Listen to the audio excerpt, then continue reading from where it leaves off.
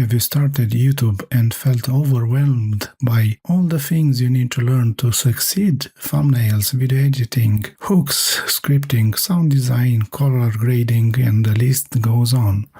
In this video, I'm going to show you how to create thumbnails with ChatGPT that stand out in just a few minutes. All you need is a free ChatGPT account. Then, the only thing you need to know is the title of your video. And if you still don't know it, no problem. ChatGPT can help you come up with a title too. I'm going to use this video as an example to create the thumbnail.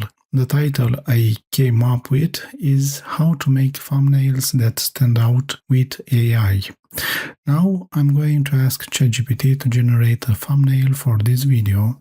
The prompt is the following: generate a thumbnail image for a video titled How to Make Thumbnails That Stand Out with AI. I also include the word image in the prompt just to make sure the AI understands from the start that it needs to create an image. Let's see what thumbnail it creates. Okay, it's decent. Actually, it's much better than what I could have made myself in just a few minutes. As you can see, it still needs some adjustments, but the biggest change I want is for it to include my photo instead of that generic male image. I already have a few photos that I specifically took for YouTube, so I'm going to give ChatGPT one of them and ask it to replace that guy's photo with mine. Let's see how it turns out. It's okay, but the thumbnail still feels too busy, and even though it used my photo, it looks like I'm facing the opposite direction from where I'm pointing with my finger. I'm going to try one more time by telling it to make my eyes look toward the text. Now my eyes are looking toward the text. It removed the elements I asked it to remove, and it also did a really good job adding the rest of my body, even though the original photo only showed my head.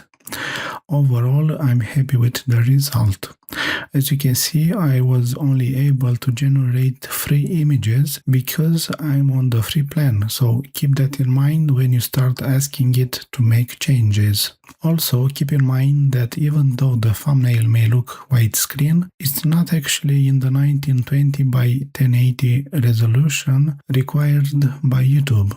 So you'll need to import the generated image into an image editing program and adjust it to those exact dimensions.